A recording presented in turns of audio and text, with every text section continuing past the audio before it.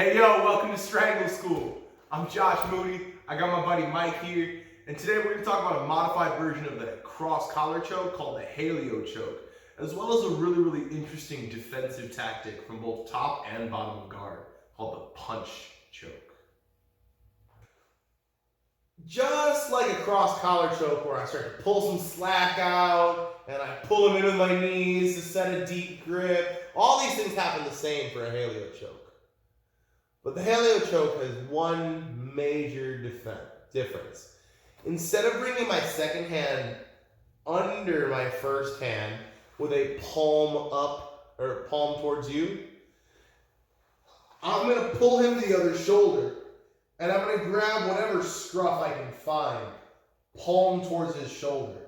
Now my elbows go to his chest and my elbows go to the floor for my submission. Okay? So sometimes you'll reach that first hand in and you'll pull him and I'll grab that lapel, okay? And now that's where I'll get my submission. Other times what I'll do is instead of going super deep where he knows a threat is coming, okay, what I'll do is I'll go pretty shallow because now he's not worried about a threat. And then I'll set another hand, and this one's kind of deep, but it's the wrong direction. So it's kind of confusing for him. And what I'm going to do is I'm going to pull his head. I'm going to pull his body to my left shoulder with my knees. Not with my hands. I use my knees and I pull his body over my left shoulder. So I got a shallow grip with my four fingers in, a shallow cross grip. I have a straight grip, thumb in. Now as I pull him this way, I'm going to loop my arm around his head. And you see I have that same position that I had. But it's even tighter than with the last Helio choke. I'm going to bring my head to his head. I'm going to bring my elbows to the floor. And I'm going to curl my wrists straight away from each other. So my head goes to his head. My elbows go to the floor. And I curl my wrists away. Curl my wrists away from each other. To drive my wrists into the side of his neck.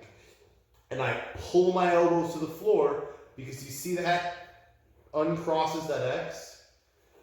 If I could actually get my elbows all the way to the floor and uncross my X, I'd tear his head all the way off his body. Like a dandelion. Okay, so I set a shallow grip, cross, and then I set a deep grip, straight, thumb in. I pull him towards the deep grip. I loop my elbow over his head. My forearm drops on the side of his neck. My head goes to his head because I don't want him digging his arms in between our heads and framing and pushing on my face and creating. And now it's hard for me to pull him in. I want to stay nice and close.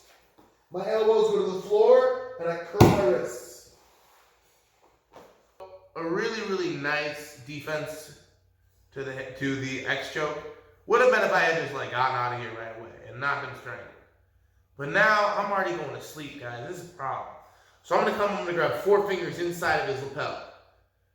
And I'm going to bring that lapel up to his neck. There's two options here. I can either start my pinky imagine my first finger is my pinky.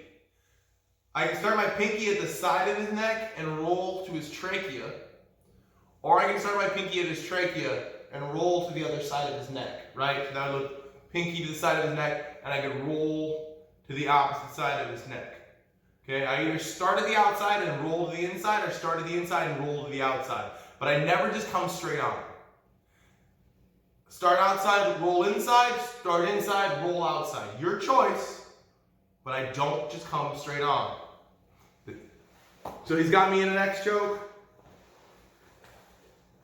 I grab my lapel, I start in the middle this time and I'm rolling outside. I'm going to grab the other lapel, wherever I can grab it, and I'm pulling it down. I pull one down, I push the other one up, and I'm going to stand up to my feet. So as he pulls me in, my head's going to come forward, I'm going to get up to my feet, and I'm pushing with my right arm as I pull with my left. Okay? I don't want to be on his chin here, I want to be on his throat. Nice and loose, look, I bring this across. I'm punching down onto his throat. Okay, I'm stiff arming by getting my weight up so that my weight leans on top of it. And then I pull the other one to remove all the slack out of it. Okay? If I can hide my own hand, it makes it much more difficult for him to choke, for him to defend. Okay? So sometimes you'll pull and your hand will be exposed. Okay? And oh no. But if I can cover my own hand, it's much more difficult for him to get access to, much more difficult for him to escape. Okay, so I can use this as a defensive tool when he does an X choke, whether it's your Helio choke or your traditional X choke. Go ahead.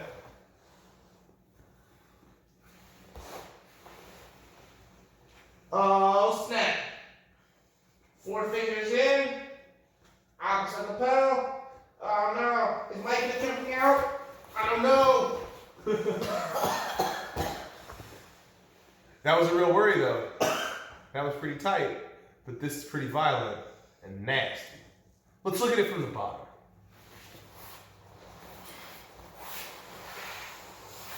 So, I go and I get 4 fingers in and I take him to his throat and then I grab the other side and I push and I pull and Mike doesn't tap. Because I don't have gravity on my side. Nor do I have a wall behind Mike's back. If I had a wall behind his back, or even if we were both standing, this would be a much higher chance of me submitting Mike. But on bottom, I can use this submission thread to get him backing up. I can build up, and I can stand up off of this. And he can't pressure into me because he'd be punching himself in the throat. Okay? I have this lapel here to keep him back away from me.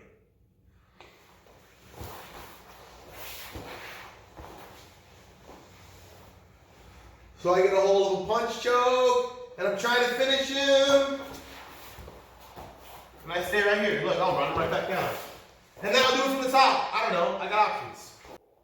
Thanks for swinging through Strangle School. Please remember to like, share, comment, and subscribe. This time and every time, thank you for being here.